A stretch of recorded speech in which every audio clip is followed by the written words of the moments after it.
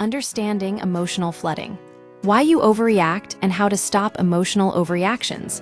The sudden tightness in your chest after a critical comment, the spiraling thoughts from a misinterpreted text are a universal experience.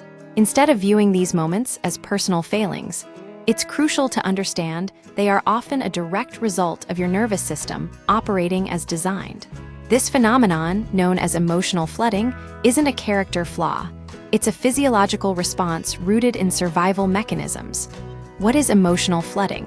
Emotional flooding occurs when your reaction to a situation is disproportionately large. It manifests as intense overwhelm, an urgent need to respond immediately, and a perceived loss of control. From a neurological perspective, this often presents as rigid black and white thinking, where nuance disappears and extreme interpretations dominate. The core issue isn't that you're too sensitive or dramatic. It's that your body perceives a threat, even if your rational mind doesn't. As psychologist Nicole Lapira, Ph.D., explains, these moments involve being overwhelmed by neurotransmitters and hormones, triggering the fight-or-flight response. The situation itself may not be objectively dangerous, but your body treats it as such. Recognizing emotional flooding in yourself, identifying emotional flooding, is the first step towards managing it. Key signs include disproportionate reaction. Your response feels excessive compared to the actual trigger.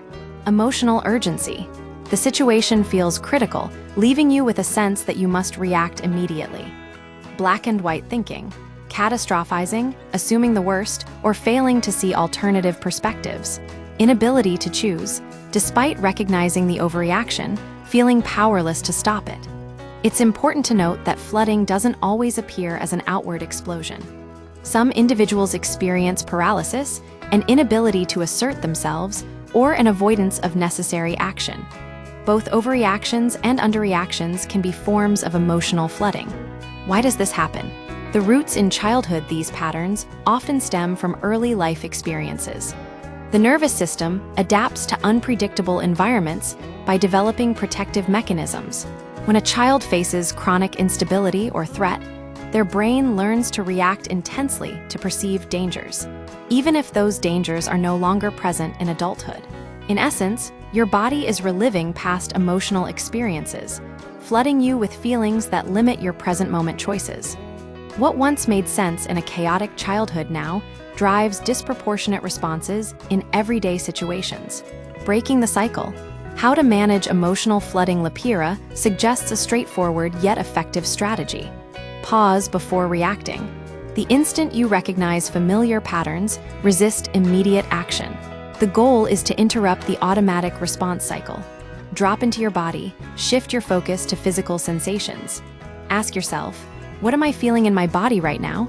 How is my breathing? What is my heart rate? Are my muscles tense? Ask yourself what you need. Once grounded, identify your actual needs instead of reacting from autopilot. This allows for a more intentional and balanced response. Emotional flooding isn't a sign of weakness, it's a physiological process. The key to change is building awareness, calming your nervous system, and practicing new responses. This takes time and patience, but it's a crucial step toward regulating your emotional reactions and living more fully in the present.